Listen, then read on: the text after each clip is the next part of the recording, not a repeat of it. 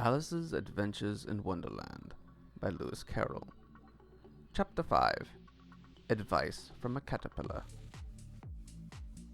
At last, the caterpillar took the hookah out of its mouth and addressed Alice in a languid, sleepy voice. "Who are you?" said the caterpillar. Alice replied rather shyly, I hardly know, sir, just at present. At least I know who I was when I got up this morning, but I think I must have changed several times since then." "What do you mean by that?" said the caterpillar sternly. "Explain yourself." "I can't explain myself, I'm afraid, sir," said Alice, "because I'm not myself. You see, being so many different sizes in a day is very confusing." She drew herself up and said very gravely, "I think you ought to tell me who you are first." "Why?" said the caterpillar. As Alice could not think of any good reason, and the caterpillar seemed to be in a very unpleasant state of mind, she turned away. "Come back!" the caterpillar called after her. "I've got something important to say." Alice turned and came back again. "Keep your temper," said the caterpillar. "Is that all?" said Alice, swallowing down her anger as well as she could. "No," said the caterpillar. It unfolded its arms, took the hookah out of its mouth again, and said, "So you think you're changed, do you?" "I'm afraid I am, sir," said Alice. "I can't remember things as I used, and I don't keep the same size for 10 minutes together." "What size do you want to be?"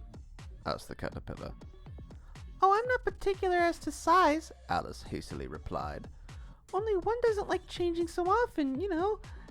I should like to be a little larger, sir, if you wouldn't mind," said Alice. 3 inches is such a wretched height to be."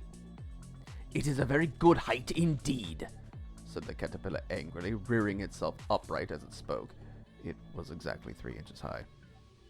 In a minute or two, the caterpillar got down off the mushroom and crawled away into the grass, merely remarking as it went, "One side will make you grow taller, the other side will make you grow shorter." "One side of what? The other side of what?" thought Alice to herself.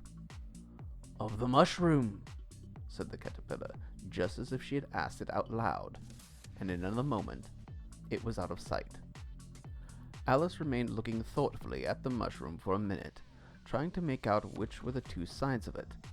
At last she stretched out her arms round it as far as they would go, and broke off a bit of the edge with each hand. "And now, which is which?" she said to herself, and nibbled a little of the right-hand bit to try the effect. The next moment she felt a violent blow underneath her chin. It had struck her foot. She was a great deal frightened by this very sudden change, as she was shrinking rapidly, so she set to work at once to eat some of the other bit. Her chin was pressed so closely against her foot that there was hardly room to open her mouth, but she did it at last and managed to swallow a morsel of the left-hand bit. "Come, my head's free at last," said Alice, but all she could see when she looked down was an immense length of neck, which seemed to rise like a stalk out of the sea of green leaves that lay far below her. "Where have my shoulders got to? And oh, my poor hands. How is it I can't see you?" She was delighted to find that her neck would bend about easily in any direction, like a serpent. She had just succeeded in curving it down into a graceful zigzag, and was going to dive in among the leaves when a sharp hiss made her draw back in a hurry. A large pigeon had flown into her face, and was beating her violently with its wings. "Serpent!" cried the pigeon. "I'm not a serpent," said Alice indignantly. "Let me alone."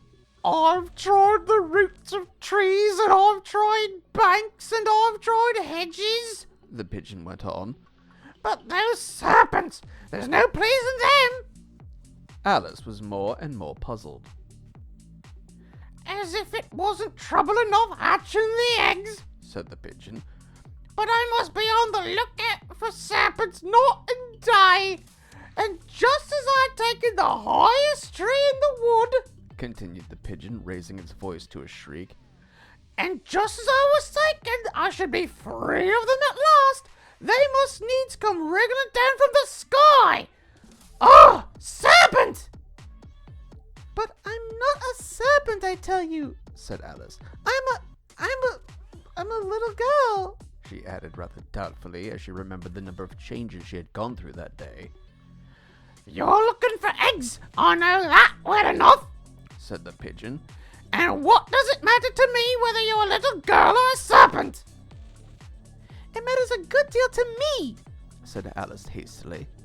But I'm not looking for eggs as it happens, and if I was, I shouldn't want yours.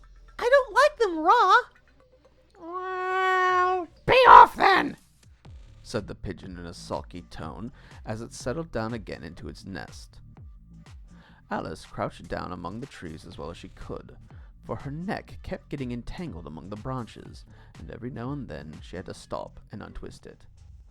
After a while, she remembered that she still held the pieces of mushroom in her hands, and she set to work very carefully, nibbling first at one and then at the other, and growing sometimes taller and sometimes shorter, until she had succeeded in bringing herself down to her usual height. It was so long since she had been anything near the right size that it felt quite strange at first. The next thing is to get into that beautiful garden. How is that to be done, I wonder? As she said this, she came suddenly upon an open place, with a little house in it about 4 feet high. Whoever lives there, thought Alice. It'll never do to come upon them this size. Why, I should frighten them out of their wits. She did not venture to go near the house till she had brought herself down to 9 inches high.